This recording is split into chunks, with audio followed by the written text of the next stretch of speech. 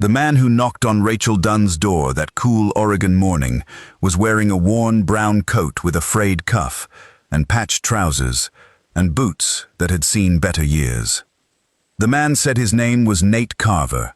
The man said he was a drifter looking for honest work through the harvest, and that he would take low wages and a place to sleep in the barn, and that he was strong and willing, and asked only for a fair chance. Every word of that was a lie. Well, almost every word. He was strong, and he was willing. But his name was not Nate Carver.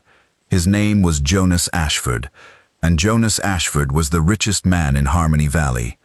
I want you to know that from the very first minute, because Rachel Dunn did not know it, and the whole of this story lives in the space between what Rachel knew and what you and I know. Jonas Ashford owned the great Ashford Ranch that spread across the whole north end of the valley, 11,000 acres of the best grass in Oregon, more cattle than a man could count in a day's riding. Jonas Ashford had borrowed that worn brown coat from one of his own hired men. Jonas had left his fine horse tied a mile down the road and walked the rest on foot, so that he would arrive at Rachel Dunn's door looking like a man who owned nothing in the world. Rachel Dunn looked the stranger over from her doorway. Rachel was 32. Rachel was a widow. Rachel was running her late husband's small farm alone, and running it into the ground, if she was honest, because one woman cannot do the work of a man and a woman both, no matter how hard she tries. Rachel needed a hired hand badly, and Rachel could barely afford to feed one, let alone pay him. So Rachel said, plainly, because Rachel was a plain-speaking woman, "I'll be honest with you, Mr. Carver. I can offer you the barn to sleep in, and 3 meals a day, and just about no money at all, because there isn't any. If you want fair wages, you ought to walk on up the road to the Ashford spread. They say old Ashford pays his hands well. I can't compete with a rich man's pockets." And Jonas Ashford, the rich man whose pockets Rachel was sending him toward, kept his face still and said, "3 meals and a dry barn suits me fine, ma'am. I'm not particular about wages. I'd rather work for someone who needs the help than someone who's just got money to spend." Which was the truest thing Jonas had said since he walked up, and Rachel had no way of knowing it. So Rachel Dunn hired Jonas Ashford to work her failing farm, never dreaming that the poor drifter sleeping in her barn could have bought her whole valley twice over without noticing the cost. And Jonas Ashford settled into the barn with a borrowed coat and a false name, to find out the one thing all his money had never been able to buy him, whether a woman could care for him when she believed he had nothing at all to give. To understand why a man as rich as Jonas Ashford would borrow a poor man's coat and lie about his name, you have to know about a woman named Clarissa, and a thing Jonas overheard once that broke something in him that had never fully mended. So let me tell you, Jonas Ashford had not always been rich. Jonas had built the Ashford Ranch up from a middling spread his father left him, built it with 20 years of hard, smart, relentless work, until Jonas was the wealthiest man for 100 miles. And somewhere in those 20 years, Jonas had become a prize. Not a man, a prize. Every family in the valley with a marriageable daughter looked at Jonas Ashford and saw 11,000 acres. When Jonas was younger, he had nearly married. Her name was Clarissa. She was beautiful and charming, and she had pursued Jonas with a warmth that had made him feel, for a while, like the luckiest man alive. Jonas had loved her. Jonas had been ready to give her everything. Then, 2 weeks before the wedding, Jonas overheard Clarissa talking with her sister in the next room, not knowing he was near. And Jonas heard Clarissa say the words he would carry for the rest of his life. Clarissa said, laughing, "Love him? Heavens, no. But a girl can learn to put up with a great deal for 11,000 acres. I'd marry a far worse man than Jonas Ashford for that ranch." Those were Clarissa's words. Remember them. Love him? Heavens, no. A girl can learn to put up with a great deal for 11,000 acres.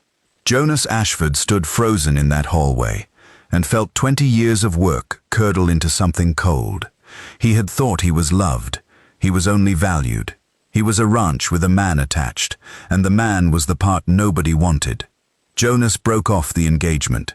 And after that, Jonas could never again look at a woman's warmth toward him without hearing Clarissa's voice underneath it, asking the cold arithmetic question, love him or love the acres? Every smile became suspect, every kindness a possible calculation. Jonas grew rich and richer, and lonelier, locked inside a wealth that had become a wall between him and the one thing he wanted, which was to be wanted plainly, for himself, by someone who did not know or care what he owned. Now here is where Rachel Dunn comes into it. Jonas had met Rachel once, months before, though Rachel would not have remembered it. It was in town, outside the feed store.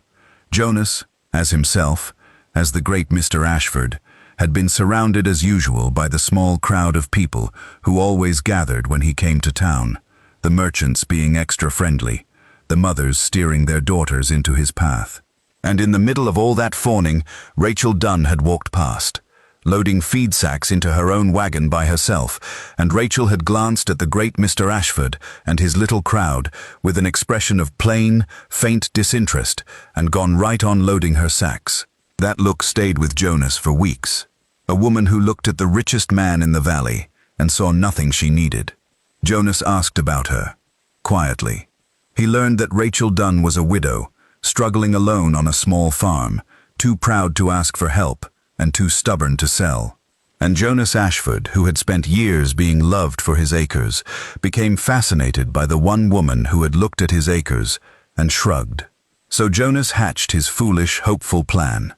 He would go to Rachel Dunn not as the rich Mr. Ashford, the prize, the 11,000 acres. He would go as Nate Carver, a poor drifter with a frayed cuff and nothing to offer but his 2 hands, and he would find out, once and for all, whether a woman could care for the man when there were no acres in the picture at all. It was a deception. I will not pretend it was not. But it was a deception born of a deep wound, a man so starved to be wanted for himself that he was willing to hide everything he had to find out if anything was left of him underneath it. Rachel Dunn, of course, knew none of this. Rachel had a failing farm and a dead husband and a mountain of work and a new hired hand who said his name was Nate and worked harder than any man she could afford. Rachel had no reason on earth to imagine that the quiet, willing drifter in her barn was anyone but exactly who he claimed to be. And so Rachel simply did what Rachel did with everyone. Rachel treated him with plain decency, never dreaming it was the most important thing anyone had done for that man in 20 years. The first thing Rachel Dunn did, on Nate Carver's first evening, was refuse to let him eat in the barn. Jonas had carried his plate out toward the barn after supper was dished up, the way a hired hand was expected to, the way Jonas had seen his own hands do at the Ashford Ranch 1,000 times without ever thinking about it. And Rachel called after him sharp, "Where do you think you're going with that plate?" Jonas said he figured he'd eat out of her way, and Rachel Dunn put her hands on her hips and said the words that Jonas Ashford would remember longer than he remembered Clarissa's. "No one eats alone on my place, Mr. Carver. Not while I've got a table and a roof. Sit down and eat like a person. Remember that. No one eats alone on my place." To Rachel Dunn it was nothing, just plain manners, the way she had been raised. To Jonas Ashford it landed like a blow to the chest, because Jonas, the richest man in the valley, ate alone nearly every night of his life, at a long table in a fine house, in a silence as cold as Clarissa's voice. And here was a poor widow with almost nothing, who would not let a penniless stranger eat by himself in a barn, because no one ate alone on her place. Jonas sat down at Rachel's small table that night and ate Rachel's plain food, and felt something he had not felt in 20 years. He felt like a person, not a prize. So began the weeks of the test that Rachel Dunn did not know she was taking. And you and I, knowing what Rachel did not, got to watch every day as Rachel passed it, without the faintest idea there was anything to pass. Rachel worked beside Nate in the fields, because Rachel was not the kind of woman to sit in the house while a man did the labor.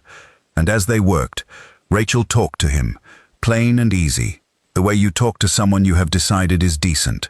Rachel asked Nate his opinions and listened to the answers. Rachel shared the water and the shade and the last of the morning coffee without keeping count. When Nate did a thing well, Rachel said so. When the work was hard, Rachel did her share of it and never asked Nate to carry hers. Jonas Ashford had owned hundreds of hired men over the years and had never once worked a field beside one as an equal. Now Jonas spent his days laboring next to a woman who treated him as exactly that, an equal, a partner in the hard work of keeping a place alive, and Jonas began to understand that he had been starving for something for 20 years and had never known what to call it. It was not love, not yet. It was something underneath love, the soil love grows in. It was being seen as a person of worth when you had nothing to offer but yourself. There was the matter of the brown coat, too. The worn brown coat Jonas had borrowed to play poor in. One cold morning, Rachel saw Nate shivering in that thin, frayed coat. And that evening, Rachel brought out a coat of her own, a good, heavy wool coat, and held it out to him. "This was my husband's," Rachel said. "Daniel was about your size. It's no good to anybody hanging on a peg, and you'll catch your death in that thin thing. Take it." And Jonas Ashford, who owned a closet full of the finest coats money could buy, stood in a poor widow's kitchen and was undone by the gift of a dead man's wool coat, freely given by a woman who thought she was giving away the only warm coat on the place. Remember the coat. Remember that Rachel gave away warmth she could not spare, to a stranger she believed had nothing. There was a day in town that Jonas never forgot either. Rachel had taken Nate along to help load supplies, and outside the mercantile a pair of well-dressed townsmen looked the drifter up and down, taking in the frayed coat and the patched trousers, and one of them said something low and unkind about Rachel taking in any stray that wandered up her lane. Rachel Dunn heard it, and Rachel turned on those two men with her chin up and said, "Plain as day, this man has done more honest work on my place in a month than either of you has done in your lives. I'll thank you to keep your opinions about my hired help behind your teeth." And the two men went red and found somewhere else to be. Jonas Ashford stood holding a sack of feed and watched a poor widow defend his dignity to men who would have bowed and scraped to him if they had known his real name. He had been flattered by powerful men his whole life. He had never once been defended by anyone. It was, he thought, the difference between being valued and being cared for, and he was only now, at his age, learning to tell them apart. Jonas tried, once or twice, to do for Rachel the only way he safely could, which was through work. Jonas, as Nate, worked harder than two ordinary hands. Jonas mended fences that had been broken for years. Jonas got the failing well pump working again. Jonas coaxed more out of that tired little farm in a month than Rachel had managed in a year, and Rachel, watching her place slowly come back to life under this drifter's hands, was grateful in a way that went deep, because Rachel had been so alone with the work for so long. But Jonas had to be careful, and being careful cost him. Because Jonas Ashford could have fixed everything. Jonas could have, with a single word and a fraction of his money, paid off Rachel's debts, restocked her herd, hired her 10 men, rebuilt her barn. Jonas had to stand by and watch Rachel scrimp and worry and go without, when he could have ended all of it in an afternoon, because to end it would be to reveal himself, and to reveal himself would be to never know if she had cared for the man or only the rescue. It was a strange torment, to be a rich man pretending to be poor while the woman he was falling for went hungry beside him. More than once Jonas nearly broke and told her everything. More than once the cold memory of Clarissa's voice stopped him. Love him or love the acres? He had to know. So he held his tongue, and the test went on. The thing that brought it all to a head was the mortgage. Rachel Dunn's late husband, Daniel, had borrowed against the farm years before, and the note had come due, and Rachel did not have the money, not nearly. The bank in town, which happened to be a bank Jonas Ashford did a great deal of business with, sent word that Rachel had 30 days to pay the balance or lose the farm. Rachel read that letter at her own kitchen table, with her face gone white, and Jonas, sitting across from her in his dead man's coat, watched the woman he loved face the loss of the only thing she had left of her old life. And Jonas Ashford was in agony, because Jonas could fix this. Jonas could ride into that bank tomorrow as himself, and clear Rachel's note before breakfast, and never feel the cost. The money meant nothing to him. Rachel meant everything, and he could not do it without throwing off the disguise and risking the answer to the only question that had ever mattered to him. That night, Jonas paced the barn until well past midnight, wrestling with himself. He had his answer about Rachel, did he not? He had watched her for weeks. He had seen her share her last coffee and give away her dead husband's coat and refuse to let a stranger eat alone. He knew in his bones that Rachel Dunn was the realest, kindest, least calculating person he had ever met. The test was passed. He could see that plainly. So why not simply tell her, save the farm, and be done with the deception? And the answer, the honest answer, was that Jonas was afraid. Not afraid anymore that Rachel was like Clarissa. Afraid of something else now. Afraid that when Rachel learned he had lied to her for 2 months, had let her feed him and worry over wages she could not pay, and give away her coat, all while he sat on 11,000 acres laughing up his sleeve, Rachel would be hurt and angry and would never trust him again. The deception that had begun as a test had become a trap of his own making, and Jonas understood, pacing that barn, that there was no clean way out of it. There was only a hard way, and he had better take it soon, before the farm was lost. But Jonas was a day too slow in his courage, and the truth nearly came out the wrong way first. Because the very next afternoon, a rider came up the lane to Rachel's farm, and it was one of the Ashford foremen, a man named Pruitt, sent out to find Mr. Ashford, who had been mysteriously absent from his own ranch for weeks. Pruitt rode up, spotted Jonas in the field, and called out, in plain hearing of Rachel, "Mr. Ashford! There you are, sir. The whole ranch has been turned upside down looking for you." Rachel Dunn went still. Rachel looked at her hired hand, her drifter, her Nate Carver, and Rachel looked at the foreman calling him Mr. Ashford, sir. And Rachel Dunn, who was nobody's fool, put it together in about 3 seconds. The richest man in the valley, sleeping in her barn, eating at her table, wearing her dead husband's coat, letting her fret over wages and mortgages and the loss of her home when he could have bought it all without blinking. "Mr. Ashford," Rachel said. Her voice was very quiet, which was worse than if she had shouted. "Mr. Ashford, is that so?" She set down the tool she was holding. "You've been Jonas Ashford this whole time, sleeping in my barn, eating my food, letting me give you Daniel's coat off the peg because I thought you'd freeze." Rachel's voice shook now, with a hurt deeper than anger. "I gave you the only warm coat on this place, and you own half of Oregon. What kind of man does that? What kind of man lets a struggling woman pity him?" And Jonas Ashford stood in the field with his secret broken open, the worst possible way, and saw the hurt on Rachel's face, and knew he had earned every bit of it. There was no carriage that could fix this, no fortune, no grand gesture. Jonas understood, in that terrible moment, that the only thing that might save what he had broken was the plain truth, told plainly, and an apology that did not hide behind his money any more than his lie had. "Send your foreman away," Rachel said low, "and then you are going to tell me the truth, all of it. And then you are going to pack that coat, my husband's coat, and you are going to leave my place, Mr. Ashford, because I do not abide being made a fool of, not by a poor man and not by a rich one." And Jonas, for once in his rich life, did exactly as he was told. He sent Pruitt away, and then Jonas Ashford turned to face the only person whose opinion of him had ever truly mattered, with nothing left to hide behind. Jonas Ashford told Rachel Dunn the whole truth, standing in her field in the late afternoon light.